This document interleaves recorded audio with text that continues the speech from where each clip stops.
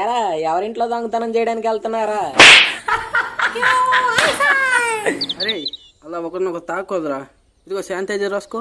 ఇంకెందుకురా, సబ్బు బకెట్ నీళ్ళు తీసుకురా, స్నానం చేస్తా.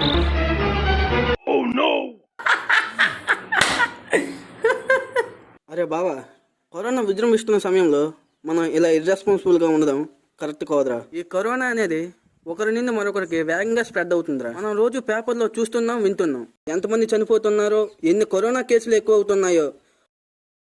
అందుకే ఖచ్చితంగా మాస్కులు పెట్టుకుందాం రా. సోషల్ డిస్టెన్స్ తప్పనిసరిగా పాటిద్దాం. అరే బావా, ఇంతకీ కరోనా ఆడదంటావా మగదంటావా? ఏమో బావా, నాకు తెలియదు. ఇంతమంది జీవితాలతో ఆడుకుంటుందంటే అది ఖచ్చితంగా ఆడదేరా. రే అది కత్రినా కాదురా, కరోనా వచ్చిందంటే అందరిని ఊడ్చుకొని పోద్ది. మన పక్క ఊర్లో కూడా నిన్న ఒక కరోనా పాజిటివ్ కేసు వచ్చిందిరా. కొంచెం కూడా భయం లేవాలా మీకు? హే ఆపరా, ఎన్ని చేసినా రావాల్సిన ఎలాగైనా వస్తుంది. ఆ దేవుడు కూడా ఆపలేడు. ఎగ్జామ్ హాల్లో ఏమీ రాయకుండా దేవుడా నేను పాస్ అయిపోవాలనుకోవడం ఎంత వెరితనారా. నువ్వు మాట్లాడేది నాకు అలానే అనిపిస్తుంది. మనం ప్రయత్నం కొంచెం కూడా లేకపోతే దేవుడేం చేస్తుందిరా. సార్ బాగా చెప్పారు సార్. నైట్కి మళ్ళీ ఇంకోసారి చెప్పరా, వింటూ నిద్రపోతా. బయలుదేరాడండి పెద్ద పెద్ద మనిషి సమాజాన్ని ఉద్ధరించడానికి. ఇప్పుడు తెలియదురా.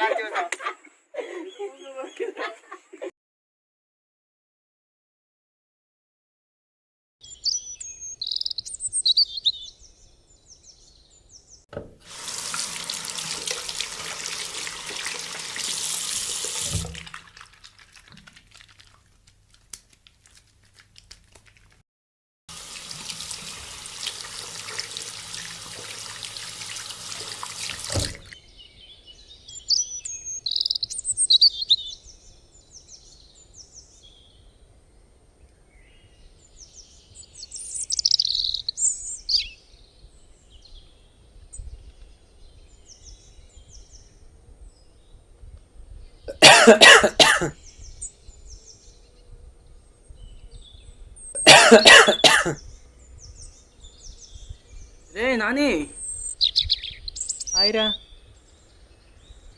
ఎరా నాని, ఈ మధ్యన కనిపించలేదు. మన శ్రీను గారు రామ్ గారు ఎక్కడ ఉన్నారు?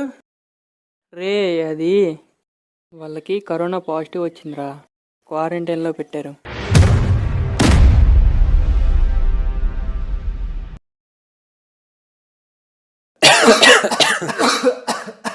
ఏరా ఏమైందిరా?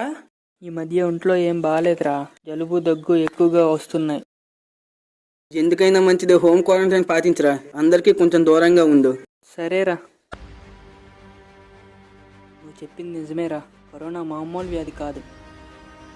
కరోనాతో సమాజం చేస్తున్న ఈ యుద్ధంలో మాలాగే చాలామంది ఓడిపోవలసిందేనా? వాటిమి అంటే గెలవలేకపోవడం కాదురా, గెలిచేంత వరకు ప్రయత్నించలేకపోవడం. యుద్ధంలో ఎదుటివారిని కొట్టడమే కాదురా, మన వాళ్ళని కూడా రక్షించుకోగలగాలి. అంటే కరోనా నుంచి మనల్ని మనమే సంరక్షించుకోవాలి.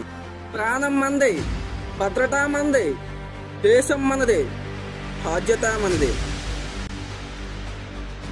మానవ జాతి మొత్తాన్ని నేడు భయాందోళనకు గురి చేస్తున్న సమస్య కరోనా. కొన్ని రోజుల క్రితం అక్కడక్కడ ఉన్న కరోనా నేడు పల్లెటూర్లలో కూడా విజృంభిస్తుంది. దీనికి నేటి సమాజ పరిస్థితులు సగం కారణమైతే సగం మానవ నిర్లక్ష్యం కారణం. ప్రతి వ్యక్తి తన కుటుంబ అవసరాల కోసం సమాజంలో తిరుగుతున్న సమయం ఇది. కానీ మీ కుటుంబానికి నిజమైన అవసరం మీరే. పొరపాటున కరోనాతో చనిపోతే ఆ శవాన్ని కూడా మన కుటుంబానికి ఇవ్వరు. బహుశా ఈ ప్రపంచంలో ఇంతకంటే దారుణమైన చావు మరొకటి ఉండదేమో.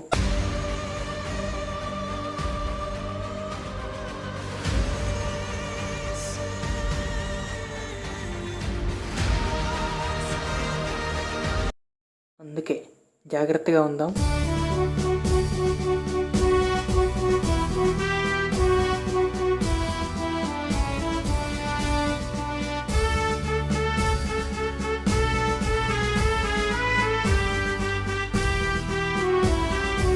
మీకోసమో మా కోసమో కాదు, మనందరి కోసం.